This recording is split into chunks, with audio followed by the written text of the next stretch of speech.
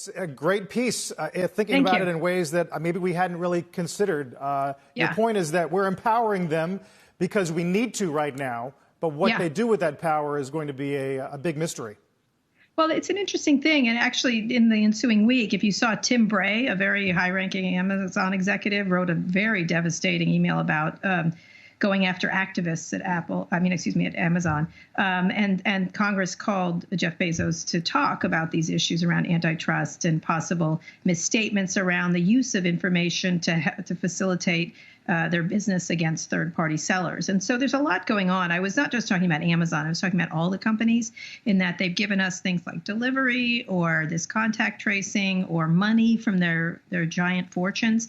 And this is all well and good. These are all good things, and I have no quarrel with these things, but except for the press releases they love to put out about it, the incessant press releases. But just pat yourself on the back one more time for being rich.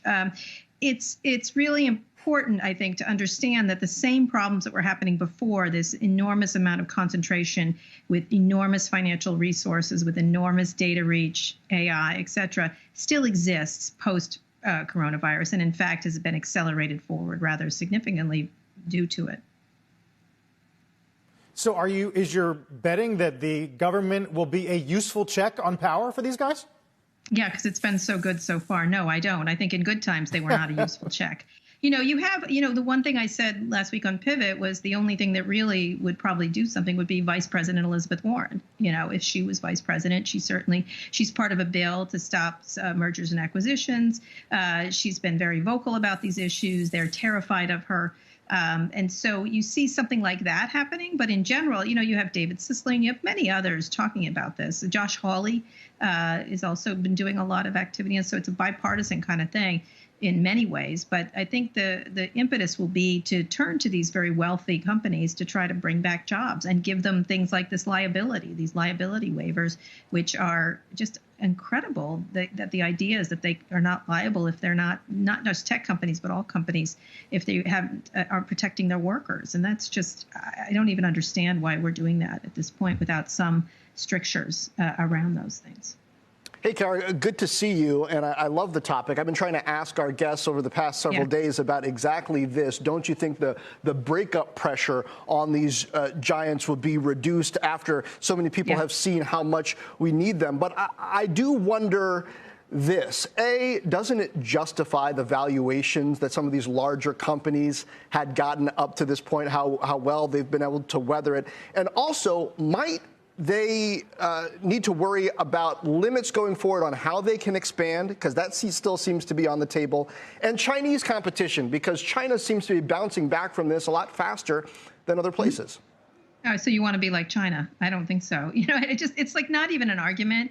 I mean, China's got a lot to answer for in this COVID-19 crisis, but we definitely don't want to have a government like that. Your previous guest was talking about this V-shape. We're not going to have a V-shaped thing unless we give away enormous surveillance issues. Unless we, and by the way, people don't want to wear masks in stores. They're resisting. It's not very American to be followed around in that way, and people have a distaste for government increasingly in this country. And so we're to get to a V shape. Sure, if we put in if we give power to the powerful, and if we allow all kinds of unprecedented surveillance. And the question is, what kind of, like I talked about before on the sort of positive side of this, was what is America 2.0? What does it look like? What can we change? Things that we need to. And worker protections and worker health care is one of the things that I think is going to spark a lot of voters to wander. And the question is, do we want to hand more power to these powerful companies? I don't think anything has changed. It's just been accelerated. And if we felt that way before, we should feel this way afterwards, despite the fact of the economic distress. And Kara, what you said is exactly why I'm just going to play devil's advocate for this conversation right now and say that perhaps coming out of this, the fact that people are so much more digitized in their daily lives right now, they are so much more focused on things like constitutionality, privacy, data. I mean, getting Zoom bombed, for example, because we're doing so many more of these video conferencing, calls and whatnot. What if this actually propels Americans to take more interest in their data and in their privacy and what that's going to look like longer term? Well, I hope so. We just got cat bombed by my cat behind me, but I blurred the background. But, I hope that's the case. I think people are quite aware of how much they rely on these things. Now, it could go two ways, that they rely on them and like them, like great for delivery and things. I love delivery. I love this. I don't have to do this. Or they can say, hey, I'm really dependent on a small group of companies, and that's probably not a good thing. I certainly know it's not a good thing for the formation of new companies.